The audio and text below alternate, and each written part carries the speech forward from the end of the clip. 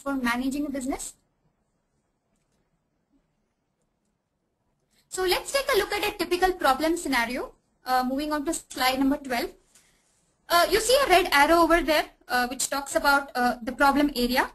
So most of the cases what happens is we have applications running, and that's where they report the problem. So let's consider the red arrow as the problem that's being reported at the application end. So the first thing that the application guys do is to check whether there is a problem with the code or if there has been a bug or so. Moving on to slide 13.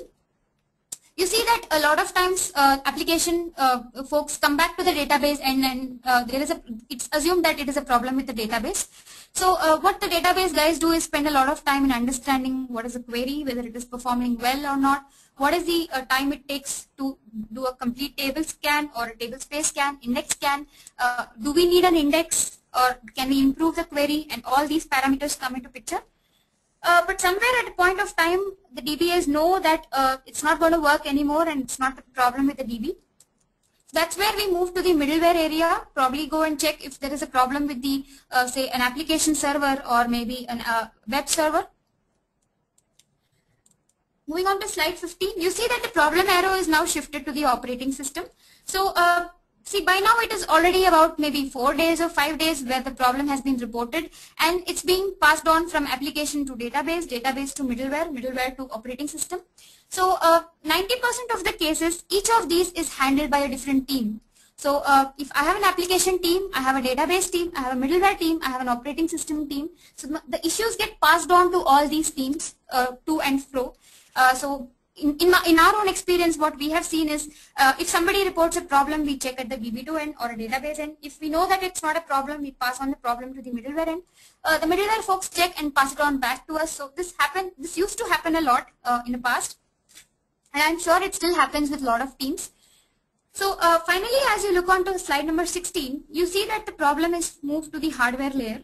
So the idea behind this typical problem scenario is to give you an idea of where the problem could actually lie and where we could actually be looking at. We had many live cases this way where application folks reported errors to us, and it was actually because of a problem with the hardware. Somewhere the hardware had an issue, or maybe there was a problem with a particular piece of hardware where there were, the pages were not really, there were dirty pages getting reported at the DB2 end. So whenever there were access to that particular table space, the database used to go down. So that is when, after a lot of analysis and after spending a lot of days and a lot of efforts, we realized that the problem is actually not with any of these layers but with the underlying hardware layer. So what we are trying to communicate over here is it's very important for every person to have some amount of multi-skills, because that helps us in knowing where all the problem could be. For a person who is confined to his own area, although there is a saying that it's good to be a master of one trade, not jack of all trades, but it's good to be master of more than one technology is what is our understanding, because that helps us in recognizing how best these products talk to each other, what are the problems that could come in each of these areas.